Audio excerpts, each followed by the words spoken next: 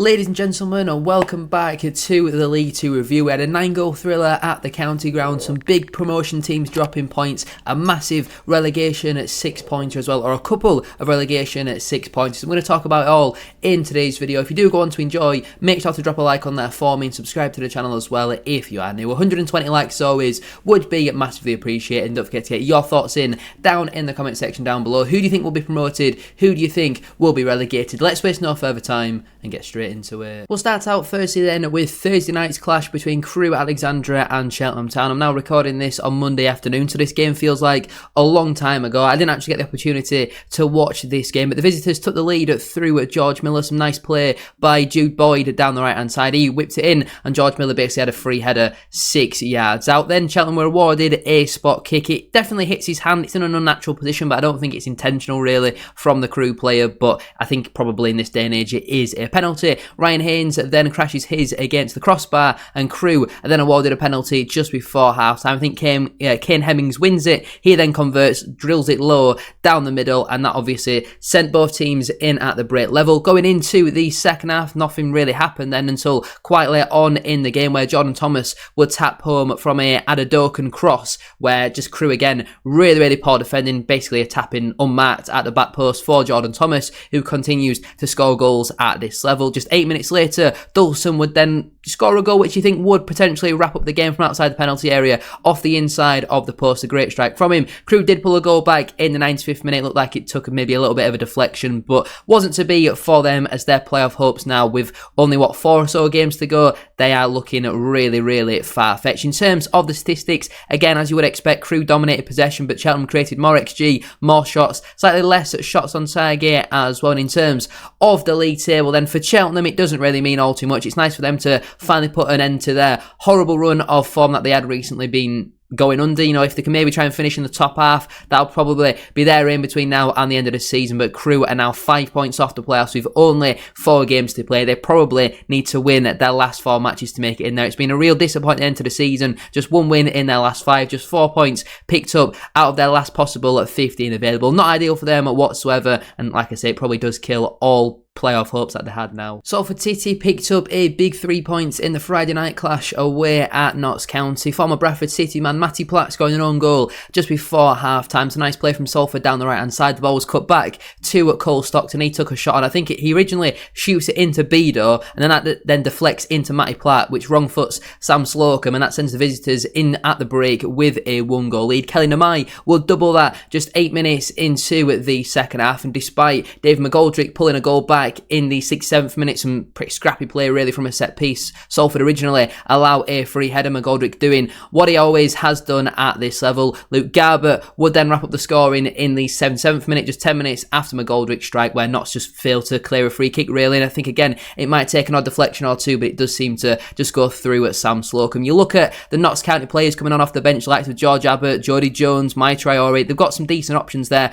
Obviously Abbott missed, I think, last week or maybe midweek through injury. Obviously he came on at half time in this game. Jody Jones also coming on at half time as well, so no doubt he'll be fit and firing once again to come to Vale Parade. In terms of the statistics, again, Notts County have had way more possession but have just done nothing with it. Salford had more XG, way more shots on target. I think Notts County in the first half only had 1 shot, none on target, and like 60% possession. Absolutely terrible style of play. Stuart Maynard, for me, not the right man for the job, considering some of the attacking talent that they do have in there. After what was a pretty decent run of form, Notts County, after back-to-back defeats, their automatic promotion hopes have now taken a real hit. With just 4 games to go, they're now 4 points off of third. Doncaster, if they win their game in hand, then it's 5 points. They've got Bradford away on Thursday, which will be a real tough game for them. Obviously Bradford being the best home team by a country mile in the division so far this campaign. As for Salford, they've recently been flying, and I know I said that Crewe are probably out of the promotion race with them being 5 points off with 4 games to go, but Salford have a game in hand, and they've also been in a very good run of form recently. Maybe dropping them 2 points against Gillingham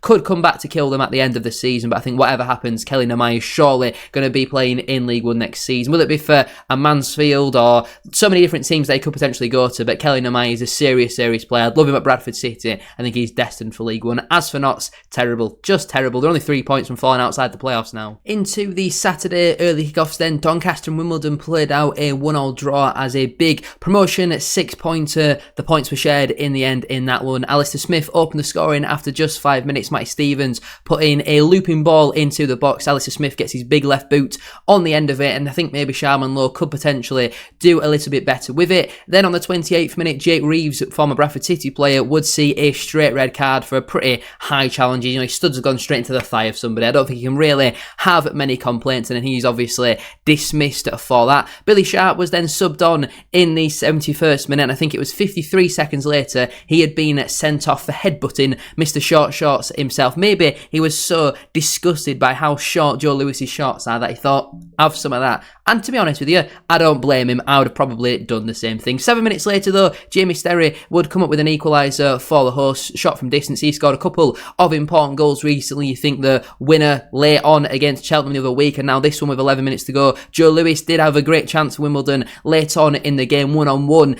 For some reason, he is the man 1-on-1 breaking from a set piece, and obviously he then puts his shot over the bar on that occasion. From Bradford City point of view, this was probably the best possible scenario and outcome for this match. In terms of the stats, Doncaster dominated possession, but Wimbledon did create more XG. Doncaster had more shots and more shots on target. Wimbledon only had 1 shot on target in the game, and that was their goal. In terms of the league table then, at 4th versus 5th, both sides maintaining their recent unbeaten run. Just 1 defeat in the last 5 matches for both of these sides. Doncaster do have a game in hand, but it's against an informed Salford side. I believe that match might be tomorrow, so that'll be a big crunch match between them two teams, preferably a draw or even a Salford win. Anything other than a Doncaster win would be ideal. From a Bradford City point of view, I think probably from a Wimbledon point of view, they'll be more happy with the point being the away side, being down to 10 men for well over an hour. Frustrations really for Doncaster not to come away from the game with all 3 points, but all things considered, I don't think it's the worst point in the world. You see, normally in these League 2 reviews, the Bradford City section is a little bit longer than normal, because obviously it's the game that I've watched in the full entirety, and there's a lot more to talk about. 9 goals, red card, what more do you want? I mean, 3 points would obviously have been a lot nicer, but goodness me, talk about a significant moment in the game. I don't think you'll see such a shift in the way the game was going as you will with that red card. We open the scoring after 6 minutes. Brad Halliday turns into Rory Delap and just hurls a long throw into the box. Callum Kavanagh volleys it 6 yards out. Terrible defending from Will Wright. 4 minutes later, we would double our lead. Callum Kavanagh again. This time the long throw is eventually cleared to Alex Patterson. He crosses into the box. A Swindon player then heads it against another Swindon player, and Callum Kavanagh is there on hand to poke into the back of the net. 4 minutes after that, Richie Smallwood, Bradford City captain, would see red for a tackle which I do think is a red card, especially in this day and age. You can't really do any type of slide tackle without it being a foul. I think there's been a fair few this season where Smallwood has done them type of challenges, and normally with League 2 referees, they just let you get away with it. It might be a free kick, maybe a yellow card, but on this occasion, I think we have a referee who's previously, or for the majority of this season, been in the Championship or League 1. He was absolutely diabolical, but I do think them type of referees do give red cards for challenges like that, which is very frustrating. If that challenge from Smallwood is a red card, which I have no problems with, let me make that very clear, in this day and age, that probably is a red card. Even though he wins the ball first, his follow-through isn't amazing. How on earth was a challenge on Alex Patterson last week only a yellow? And that's my frustration with these officials. 8 minutes after that, Neil Byrne would convert into the back of his own net. Alex Patterson just passes the ball straight to the Swindon fullback, I think it was. The man who actually was subbed off at 6 minutes later, Kirkman, and Byrne just can't quite sort his feet out and ends up putting it into the bag of his own net. Then another long throw comes into the box from Brad Halliday. Harry Smith misjudges the flight of the ball. It then bounces over his head. Will Wright again with some absolutely awful defending, and Callum Kavanagh completes his hat-trick, pokes it into the bag of the net. Fair play to him, because obviously I have been quite critical at times of his overall play and all that sort of stuff, but there's no doubt that in terms of actually being a poacher, he's pretty decent at this level. Unfortunately, we couldn't quite get into half-time ahead as Kabongo Shamanga would finally score from open play. I've been talking the last couple of weeks, has that man ever scored from open play? And of course then, he would do it against Bradford City. Ollie Clark with a pretty poor shot turns into an absolutely unbelievable pass. Shamanga clearly onside, taps into the back of the net. Again, poor really from Neil Byrne, just switching off. And we go into half-time with just a 1-goal lead. We couldn't have conceded at a much worse time. And then at half-time, we just went completely defensive. We brought off Patterson and Poynton for Kelly and Johnson, so we had 7 defenders on the pitch, a holding midfielder in Brandon Kayler and a striker in Callum Kavanagh, and obviously his keeper. We had 7 defenders on the pitch and still conceded 3 goals. I think we did quite well, to be fair, to see it out until the 62nd minute without conceding. It's a nice play from Amin down the left-hand side. He crosses into the box and Harry Smith is basically unmarked about 12 yards out. Left-footed volley. I think he actually said himself that he mishit it, but ends up finding the bottom corner. 15 minutes after that, we would retake the lead in this game. Some nice play between Callum Kavanagh and Anthony Sarcevic, and the ball eventually falls to Brad Halliday, who has a tap in into the back of the net, and goodness me, it was absolute carnage in that away end, but we just could not quite hold on as George Cox would put in an unbelievable ball from the left-hand side, and Harry Smith basically has a free header, finds the top corner, doing what he always does best at this level. 3 minutes after that, you could argue he should be sent off, basically shoves Jack Shepherd in the back when he's not even looking. It's a pretty cowardly thing to do, in all honesty. And then, of course, Jack Shepherd would score an own goal in the 95th minute. I'm sure by now we've all seen the celebrations from the Swindon players, 4 or 5 players straight over celebrating in his face, which I didn't really understand, because a few of the Swindon fans have been talking about, well, he celebrated in front of their fans when we scored either our second or third goal, but looking back on the highlights, I can't really see that, so I'm not really too sure. It might be something that I've missed. Jack Shepherd obviously scores the own goal, although technically a Swindon fan actually pointed this out. When the cross comes into the box, Harry Smith is offside, and obviously if Harry Smith's not there, Shepherd then doesn't need to touch the ball, and it's just going to go out of play for a goal kick. So really frustrating how the officials missed that. Obviously I missed that at the time as well, but like I say, it was actually a Swindon fan who pointed that out. But to score 4 goals away from home and come away from the match with absolutely nothing, considering how strong our defence has been so far this season, is so disappointing. But credit to Ian Holloway, credit to Swindon. You know, they threw loads of attackers on the pitch. I think they had 1 defender on come the end of the game, and everybody else was just get the ball out wide, swing balls into the box. And when you've got somebody as big and physical as Harry Smith, you're always going to get chances. And to be fair, I think a point would have been a fair result, considering, you know, how hard we battled for 85 minutes with 10 men. A terrible decision though from your club captain, and obviously he's now going to miss our next 3 games. Notts County at home, Chesterfield away and Doncaster away, which are 3 massive games for us. As you would expect, Swindon dominated all the metrics really. They had loads of chances. Sam Walker, despite conceding 5 goals, made a few decent saves in the game, and it was really frustrating for us to come away from that game with nothing, because at 2-0 up we were absolutely cruising. Our record when we go to goals up is unbelievable. You know, we were basically guaranteed 3 points at that time, and obviously now our defensive record doesn't look great at 39 goals conceded. Just 2 wins in our last 5, 7 points picked up out of our last possible 15 is not really ideal. We probably need 2 wins and a draw at a minimum for automatic promotion. I think the title's now probably a little bit too far away from us, considering our fixture running. For Swindon, it maintains their very good run of form recently with the win against Wimbledon, Fleetwood and now Bradford. They score a lot of goals, but defensively I think they're absolutely terrible, especially with Will Wright at the back there. But fair play to Swindon, they probably did deserve at least something out of the game. Unfortunately for Bradford City, we couldn't hold on for at least a point. And to concede in the 90th minute and 95th minute, so frustrating. 9 goals, I don't think I've ever seen a game with that many goals. I remember a couple of 4-3s a few seasons ago, but that's been about it really. We haven't conceded 5 for a very long time. We've not scored 4 away from home in a very long time either, so overall just a disappointing day. But there's certainly this is not the time to start panicking, you know. As long as we beat Notts County on Thursday, which I think we will do, then all is calm for me. And there was incredibly late drama at the Wham Stadium as Accrington bottled a 3-goal lead late on Amari Patrick with a couple of goal contributions to rescue a valuable point for Tranmere Rovers in a big relegation at 6 points. Ben Woods opened the scoring after not even 60 seconds for the host. A great left-footed volley into the bottom corner, and he goes over and shushes the Tranmere fans. Then Josh Woods would cross into the box for Tyler Walton, who basically had a free diving header into the back of the net. And I think it was either that goal, maybe the 3rd goal, where Josh Woods is giving it one of these. It might have been the 3rd goal, because he actually scores it, to be fair. Donald Love squares the ball to Woods, who basically has a tap, and he goes over to the Tranmere fans and he's giving it one of this one. So I don't know if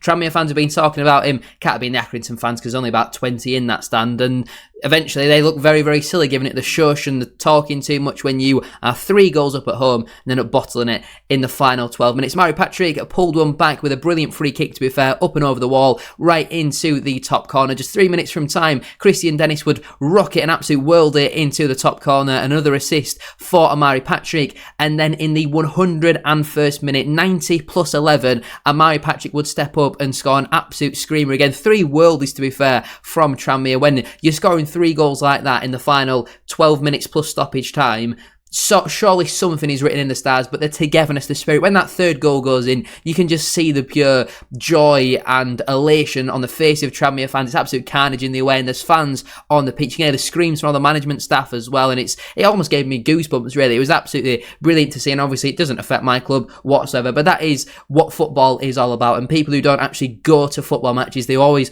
watch it on the telly, they will not understand that feeling of pure emotion of, yes, you've drawn away at Accrington Stanley, but the manner in the way that you've done it, some of the goals that you've scored, absolutely excellent. So fair play to Tranmere. They finally got that fighting spirit, which they never really had under Nigel Adkins. So big credit to Andy Crosby. Accrington dominated the XG. Tranmere way more possession, more shots, and more shots on target. Basically every shot that was on target went in, apart from one for Tranmere. In terms of the bottom of the table, then, that really does not look good for Accrington. Their recent run of form has certainly not been amazing. Again, it's more goals conceded for them. They held 4 against Fleetwood. They held 4 against Bromley. They've now held 3 against Tranmere as well. So it doesn't look good for Accrington. As for Tranmere, it continues their very impressive run of form. Yes, before the game, a point might not have looked great, but when you're 3-0 down with 15 minutes to go, I'm sure they'd have probably given a kidney, really, for a point. So fair play to Tranmere. They are now 7 points above the drop. Yes, Carlisle have gained on them recently. I still do think it will be Carlisle and Morecambe who do go down. Yes, a point going into the game isn't really ideal for either side, considering Carlisle's win, but with 4 games to go, you think it is going to need a miracle, really, for either Carlisle or especially Morecambe to survive. Great point for Tranmere, all things considered. As for Accrington, though, their winless run continues. Barrow continue to have their say in the League 2 promotion race as they beat former table toppers Walsall FC 2-0 at home. Aaron Presley opened the scoring on 23 minutes. Some nice play once again from Ben Jackson down the right-hand side. I've said for quite a while my opinions on him. I think he's absolutely brilliant for this level. He crossed into the box. Presley's original shot is saved by Simkin, but he can only parry it back to Presley, who then has a tap in just a couple of yards out. It would then take until the 93rd minute for the second goal to come. Some nice play from Elliot Newby down the left hand side. He crossed low to Emil Aqua, who with a first time finish into the bottom corner, maybe one that I think Simkin will be a little bit disappointed with. But in terms of the statistics, Walsall have gone away from home and not even had a shot on target. Barrow betting every single statistic, way more expected goals, way more possession, more shots on target, more big chances, and an equal amount of corners as well. Absolutely brilliant from Andy Wing's side, and they're really ending the season on a strong run of form. I'm glad Bradford City don't have to play them. In terms of the league table, fair play to Barrow. Yes, they've got nothing to play for, but you could be going out with a whimper like Newport, like MK Dons, but they're not. They're ending the season very strongly despite that very disappointing defeat against Chesterfield. As for Walsall, I think it's just 2 wins in 17 for them, something like that. If we have a look over the last 15 matches, Walsall are 3rd bottom. Only Accrington, not even Accrington, they've picked up the same amount of points. Only MK Dons have picked up less points than Walsall over the last 15 matches. I think even if they do somehow manage to get promoted, which I don't think they'll do, and I've been saying it for months, if Walsall do end up going up, they're coming straight back down. They're going to finish on like 15 points next season in League One because they are absolutely terrible. They relied so much on Nathan Lowe at the start of the campaign. They're not scoring goals, they're conceding some absolutely terrible ones, and I think by Tuesday, 10 p.m, they could be out of that top 3, and then when they fall into the playoffs, they've got absolutely no chance because every other team is going to be in much better form. Everybody knows or seems to know how to beat Walsall at the moment. Great win for Barrow. As for Walsall, 2 wins in 17. It can't go on like this, can it? Chesterfield got back to winning ways as they dismantled Fleetwood Town 3-0 at home. The opening goal would be scored 10 minutes into the second half by Ryan Colclough. He picks up the ball on the left-hand side, tries to cut in, gets a little bit lucky in the way that the Fleetwood player tackles him, and then the ball falls perfectly back to him. Eventually he opens up his body and curls it into the back of the net. Just 14 minutes later, Ash Palmer would score an unbelievable header, free kick comes into the box from Liam Mandeville, and it reminded me quite a lot of Andy Cook's goal away at Walsall last season where the ball seems to be a little bit overhit. The attacking player is kind of leaning away from the goal and managed to generate the power. Brilliant looping header into the back of the net, and Paddy Madden would wrap up the game. 9 minutes later, some nice play from Peppel down the left-hand side. He crossed low for Paddy Madden to tap in. I know his time at Chesterfield hasn't quite hit the heights of what he's done previously at this level. I think just 5 or 6 league goals so far this season. But there's another one that to his tally, and Chesterfield are really trying to crash the playoffs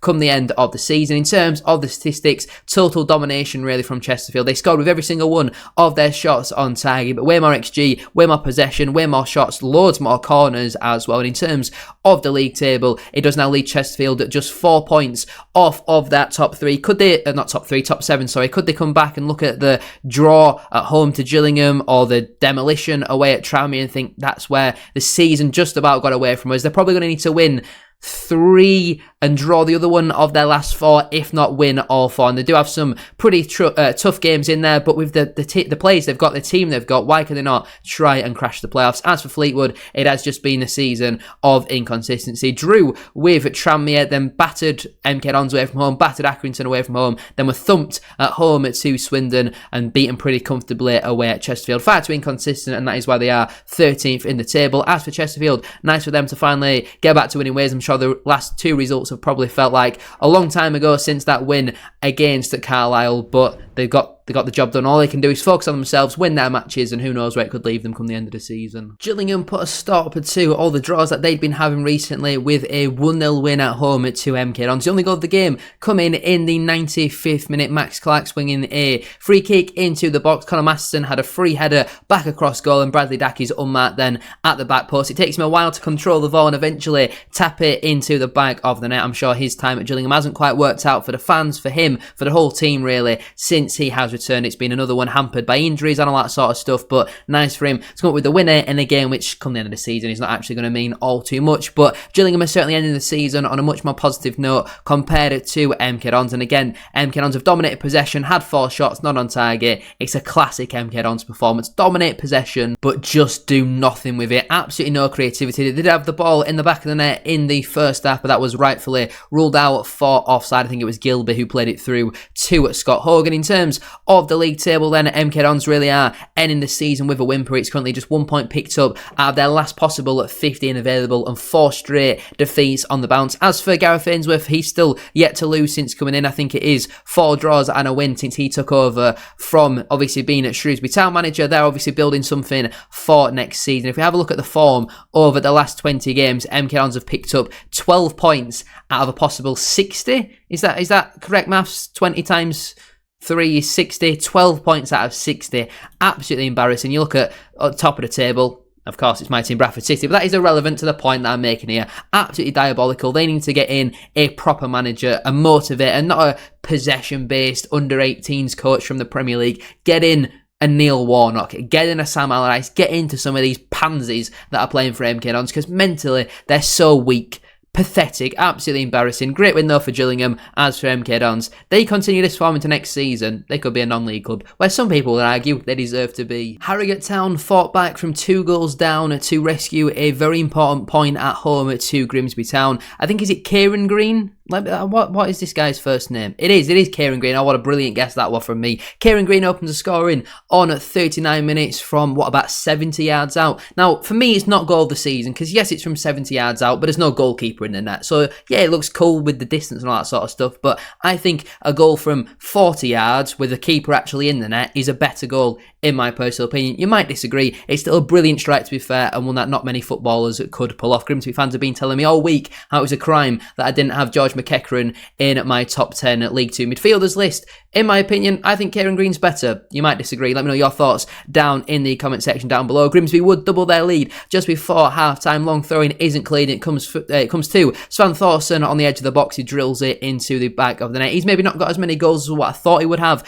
this season. He hasn't really built on and kicked on from last campaign. Grimsby fans, let me know your thoughts down in the comment section down below. But it would take until 5 minutes before the end of the game before Harrogate tried to mount their comeback. Ellis Taylor cuts in on that left foot, and it's a great strike, to be fair, into the top corner, and then Harrogate, I think, have a long throw, maybe a corner. Either way, the ball is not cleared, and eventually, I think it was a corner, wasn't it? Harrogate put the corner into the box. It's headed towards goal, I think, by Sims, and I actually think it's going wide off the far post, and Danny Rose, I think, gets his head on it and ends up putting it in the back of his own net into the top corner. 2 goals conceded in 2 minutes. I'm sure very disappointing from a Grimsby point of view. As for Harrogate, it takes them a point closer to safety. With just 4 games left, I can't see them going down at this stage. They're 9 points above the drop. As for Grimsby, definitely 2 points drop, especially considering the position that they were in. And teams like Colchester, Chesterfield, Chesterfield and Salford have all gained 2 points on the Mariners. Now, it is only a 1 point gap to 4, and out of the top 7, again, they're still in there with only 4 games to go on a minus goal difference. Only Grimsby Town could do that, but at the same time, they're only actually 6 points off a third. So if they win their final 4 matches, who knows what could happen, but that is definitely 2 points dropped, especially being 2-0 up, and also against a team who are 20th in the table. As Harrogate, like I say, good point for them, but definitely 2 dropped for the Mariners. Carlisle got the better of Morecambe in a big relegation 6-pointer to pretty much confirm Morecambe's place in the National League next season. I still also think Carlisle will be joining them, but after back-to-back wins, it now gives their fans a little bit of hope and something to cling on to come the end of the season. Derek Adams making 4 changes at half-time, but the scoring was opened by Georgie Kelly just before the half-an-hour mark. Jack Ellis swings in a brilliant deep cross to the back post, and Georgie Kelly basically has a free header. I don't think there's ever been a doubt of the quality that Georgie Kelly has, but it's always been a problem of being able to keep him fit and available, and it won't surprise me if again he does pick up an injury between now and the end of the season. But he proved it at Rotherham, and he's also kind of proved it at Carlisle. He still does know where the back of the net is. 15 minutes into the second half, Jack Ellis would get yet another assist as his cross into the box landed at the feet really of Terrell Thomas, who once again was completely unmarked to poke into the back of the net. Carlisle also had the ball in the back of the net again. Georgie Kelly with it once more, but that was ruled out for offside, and if only Carlisle never appointed Mike Williamson, they would not be in this position. They would have definitely survived this season. I still do think it was the wrong decision to appoint Mike Williamson. Mark Hughes, was he going to be the right choice? Considering where they were at the time when they appointed him, I don't think it was a bad decision, but if you bring in Mark Hughes in, he needs to come in a lot sooner than when he did. As for the league table then, Morecambe are 7 points from safety, Carlisle are 6. It's a lot to ask with just 4 games to go. They probably need to win 3 and maybe draw the other one, or win their final 4 to stay up, but it's positive news that Accrington and Tranmere have only drawn. I'm sure they would have preferred a Tranmere win there, because obviously Accrington is the team that they are now trying to chase, but a big win for Carlisle, and it certainly gives their fans